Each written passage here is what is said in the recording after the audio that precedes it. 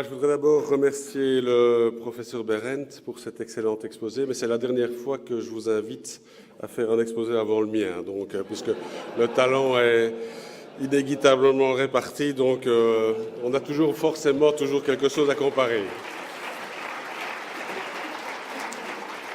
Je crois que vous avez bien diverti dans la première partie de votre speech le ministre du Budget fédéral, et puis dans la deuxième partie, le ministre de l'économie régionale. Donc je pense que c'était aussi une certaine forme d'équilibre. Mais je retiendrai aussi que finalement, quand on parle de réforme de l'État, ça ne peut pas uniquement se limiter au poids de au transfert de compétences, mais c'est aussi dans réforme de l'État, il y a réforme. Et donc, ici, l'occasion, j'en reparlerai, du transfert de compétences, de la 6e réforme de l'État, c'est aussi réformer, refaire, ne pas simplement refaire ce qui existe déjà. On n'est pas dans le copy-paste, on peut travailler à mieux d'État. Je vous remercie aussi pour la dernière partie de votre discours que je partage entièrement. Et mesdames et messieurs, j'espère sincèrement que l'année que je vous souhaite excellente à vous et à vos proches se déroulera nettement mieux que la façon dont elle a commencé.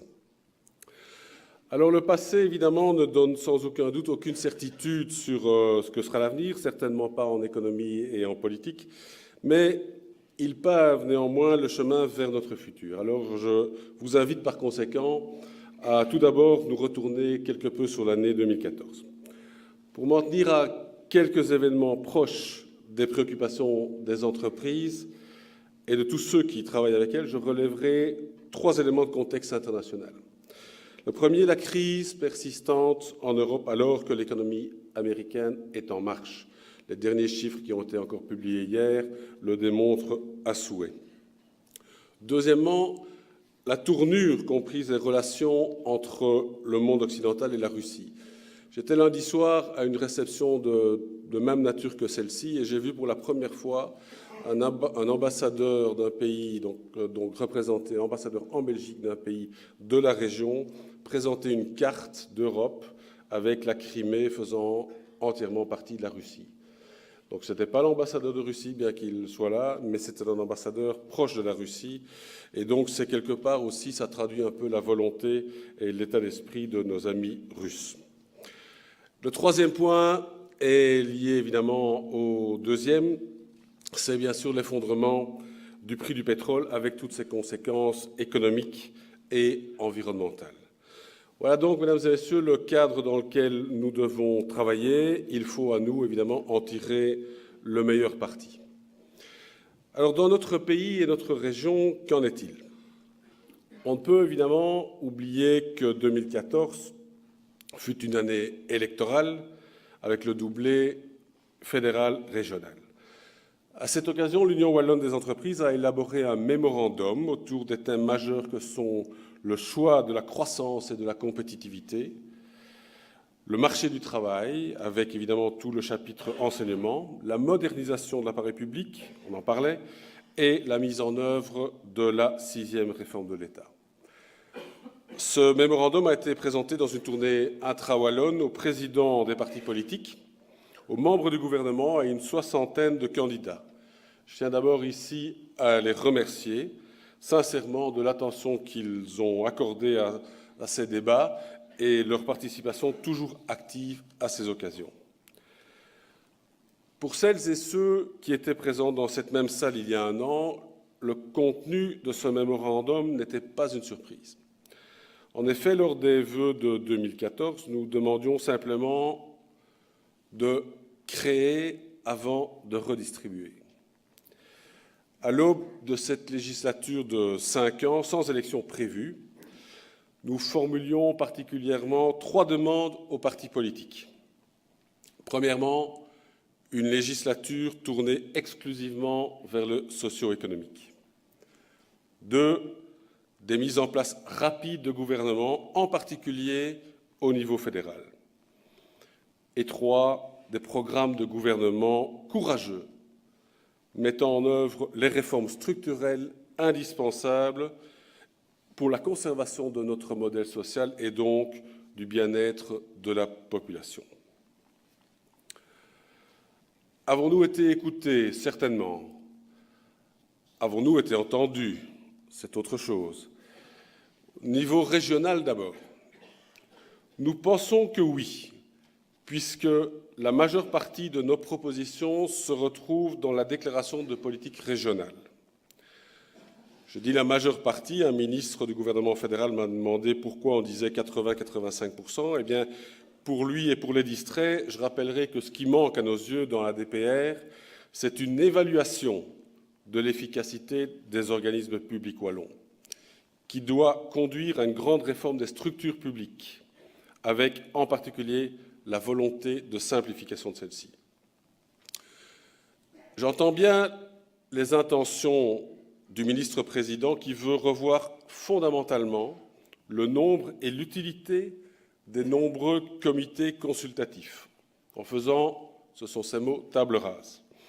Voyons maintenant donc comment ces intentions vont se traduire en action et profitons de cet exercice pour l'étendre à l'ensemble des structures publiques. Je pense que la démonstration que le professeur Berendt vient de nous faire confirme à souhait cette nécessité compte tenu des contraintes budgétaires que nous avons. Donc le transfert des compétences et des contraintes budgétaires, en effet, nous impose de changer. Comme on le dit dans le secteur privé, puisque je n'ai pas vos références littéraires, mais elles seront disponibles pour ceux qui sont intéressés, comme on le dit dans le secteur privé en anglais, « more of the same is not an option ». Donc, et si je peux revenir en français en rappelant peut-être quelques souvenirs à certains, en Wallonie aussi, le changement, c'est maintenant. En considérant donc très rapidement quelques volets importants de l'accord de gouvernement wallon, il faut apprécier très positivement l'entrée du plan Marshall dans sa 3e législature. Signe clair de continuité dans les efforts de redressement de notre économie. Il est également beaucoup question de croissance des entreprises, de politique industrielle, de formation et de coût de l'énergie. À ce titre, nous demandons que la norme énergétique prévue dans le programme fédéral soit appliquée dans toutes ses composantes et en particulier au niveau régional, là où se creuse le plus le handicap de compétitivité pour nos entreprises du fait de la distribution et les taxes régionales. Par ailleurs, nous sommes également occupés à l'Union wallonne des entreprises à évaluer le plan Marshall 4.0, récemment adopté par le gouvernement wallon. Et, à vrai dire, nous nous posons quand même quelques questions sur les choix des priorités. En 2 mots, nous sommes plus préoccupés par ce qui manque que par ce qui s'y trouve. Quid de l'enseignement, de la modernisation de l'appareil public, de la simplification, pour ne citer que quelques exemples. Mais je suis prêt à l'admettre, peut-être s'agit-il d'une mauvaise interprétation de notre part, et c'est en tout cas l'impression qui se dégage suite au dernier contact que nous avons eu très récemment avec plusieurs ministres du gouvernement wallon, dont Jean-Claude Marcourt, ici présent. En tout état de cause, mesdames et messieurs, nous considérons que le plan Marshall 2022 et la déclaration de politique régionale doivent rester les documents de référence. En résumé, disons que le menu wallon est donc intéressant dans son annonce. Voyons donc comment il sera réalisé et délivré. Une autre de nos demandes portait sur tous les aspects de formation au sens large. Bonne nouvelle, l'enseignement reçoit une attention toute nouvelle dans la déclaration de politique communautaire. Soulignons très positivement l'entame de l'élaboration d'un pacte pour un enseignement d'excellence porté par la ministre de l'Éducation, mais dont nous ne doutons pas qu'il soit soutenu par l'ensemble du gouvernement. Nous sommes heureux de constater que les idées et les propositions tant de McKinsey que de la Fondation pour l'enseignement y trouvent leur place. Nous saluons la fin de la politique des petits pas. Et vu l'urgence, à côté de l'amplitude des pas, soyons également ambitieux en termes de fréquence de ces pas. Il est en effet essentiel que la mise en œuvre de ce pacte soit rapide. Voilà pour le fond, mesdames et messieurs. Je crois sincèrement que nos efforts de communication soutenant des messages clairs, affirmés avec fermeté, nous ont permis d'être entendus. Les ministres des gouvernements ne s'en cachent d'ailleurs pas.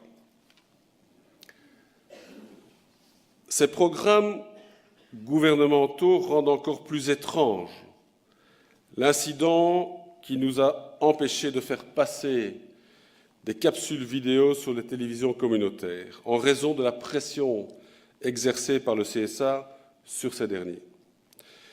Il nous était reproché de présenter des propositions proches de celles d'un seul parti politique.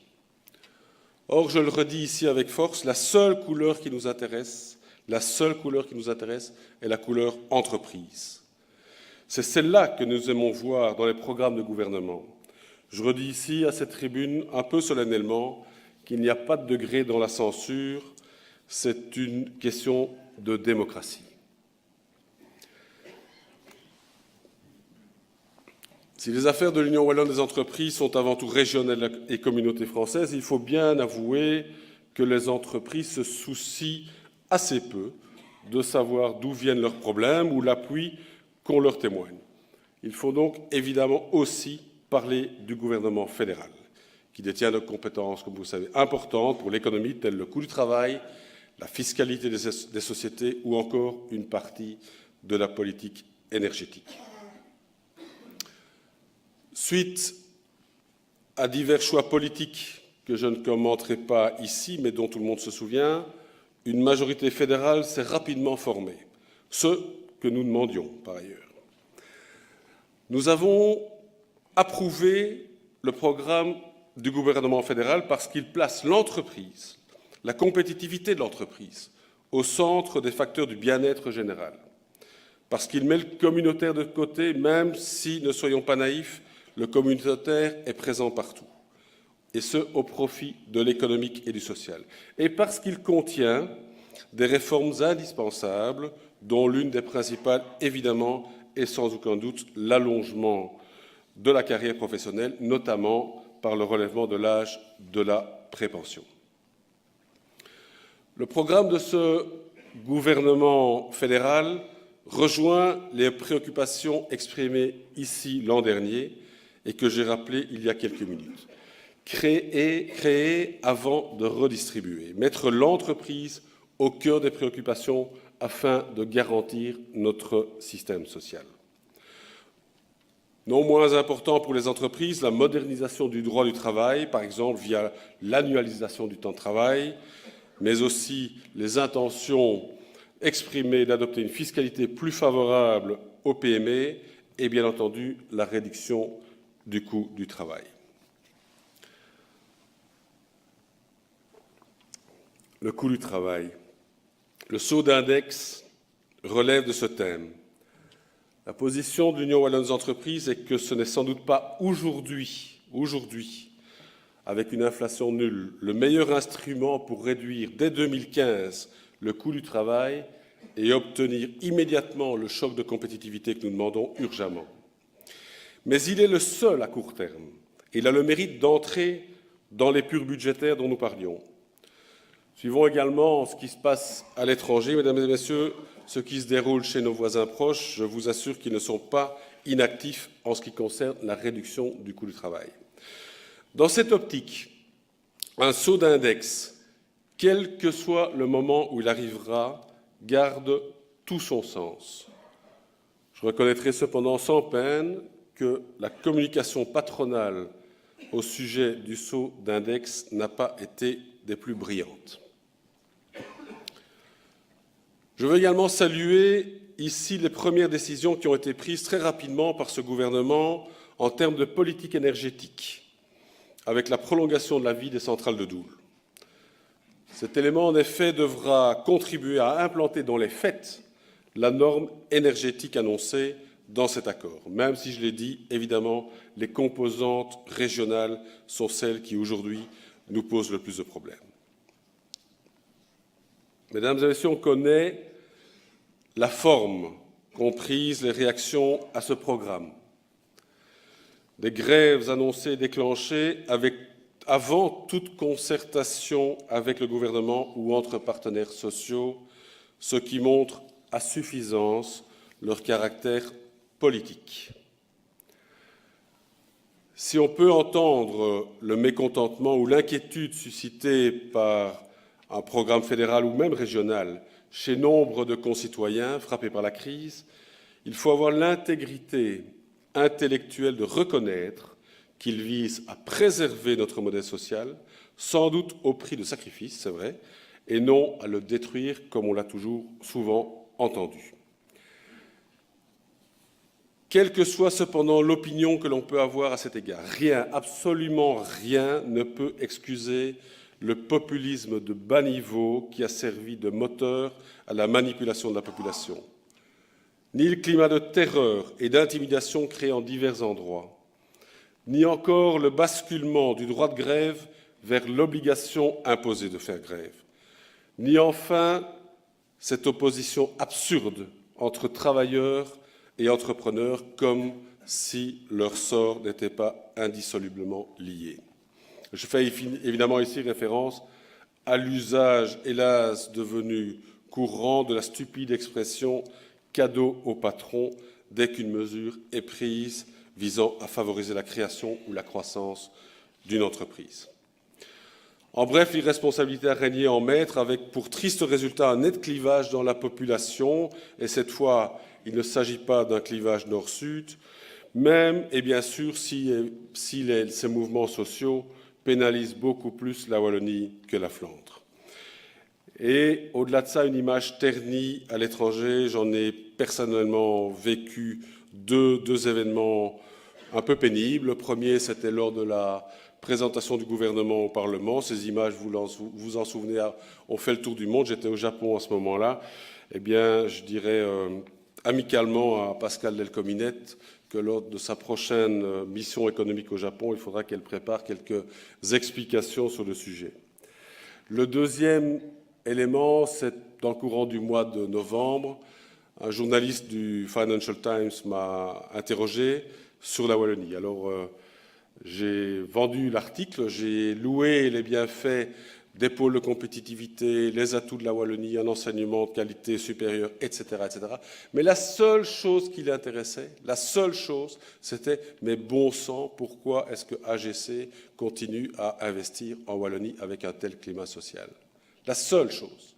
Et donc il en a fait malgré tout un article un peu plus modéré, mais qui reprenait malheureusement cet événement-là. Parce que finalement, à qui tout ça a-t-il profité, je vous le demande.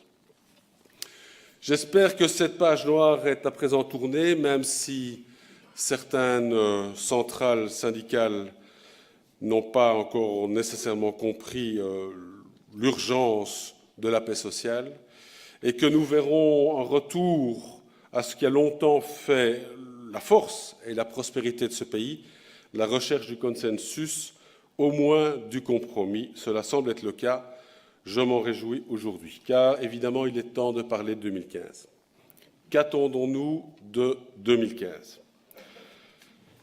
Pour ce qui concerne le programme fédéral, très simple, qu'il soit mis en œuvre, avec la plus large concertation possible entre gouvernement et partenaires sociaux, mais sans revenir sur les objectifs poursuivis. Nous avons un besoin vital de compétitivité pour créer plus d'emplois et de bien-être pour tous. Nous avons besoin d'un marché du travail flexible pour mieux opérer et mieux concilier aussi vie professionnelle et vie privée. Nous avons besoin d'allonger la carrière pour garantir la sécurité sociale. Et nous avons besoin de voir le poids de l'État réduit pour être en mesure aussi d'alléger le fardeau des impôts et des taxes qui font du contribuable belge l'un des plus sollicités au monde. Derrière ces objectifs, il y a bien entendu des moyens à déployer. Le tax shift, dont on parlait tout à l'heure, qui déplacera vers d'autres bases taxables la charge excessive qui pèse sur le travail. Mais Plus vite dit que fait, parce que si vous voyez sur ce graphique, il faut le reconnaître, les niveaux de taxation des différentes composantes dans notre pays, que ce soit le travail, le capital et la consommation, ne nous laissent que peu de marge de manœuvre. Ensuite, la mobilisation de l'épargne vers le capital à risque, en rappelant évidemment aussi ici que la spéculation n'a rien à voir avec l'investissement. Alors aujourd'hui, nous alimentons évidemment le débat et nous défendons nos positions et nous serons, bien entendu, messieurs les ministres, très attentifs aux compromis politiques. Messieurs et madame la ministre, excusez-moi, très attentifs aux compromis politiques qui se dégagera sans doute autour du difficile contrôle budgétaire du mois de mars prochain. Enfin, et j'y reviens toujours, conserver ou restaurer la cohésion sociale en préférant la concertation à l'agitation permanente et stérile. La concertation sera une condition de succès en Wallonie aussi, bien entendu, d'autant plus que la 6e réforme de l'État est en cours de mise en œuvre, on nous l'a rappelé. Le gouvernement a en effet demandé aux partenaires sociaux de faire toute proposition appropriée à cet effet. Et de quoi s'agit-il? Essentiellement des régimes d'aide à l'emploi visant ce que l'on appelle les publics cibles, à savoir les jeunes, les peu qualifiés et les travailleurs âgés. Il existe aujourd'hui des dizaines de régimes de ce genre et ce ne sera pas une mince affaire de le réorganiser vers davantage d'efficacité économique et sociale. Les budgets sont en effet respectables puisque l'on parle de quelques 2 milliards d'euros. La position de l'Union wallonne des entreprises dans la concertation relative à ce thème est claire et simple. Tout doit être fait pour que les mesures qui viennent soient en appui du secteur privé marchand. Il faut savoir qu'aujourd'hui, les budgets régionaux affectés à ces aides à l'emploi sont à concurrence de 90%, plus de 90% même, destinés au pouvoir public et au secteur non marchand. Concertation prévue également à propos des titres-services, des allocations familiales et de l'impôt des personnes physiques, pour une part. Je veux ici souligner très positivement que la décision du gouvernement wallon est de donner aux partenaires sociaux davantage qu'une simple compétence d'avis.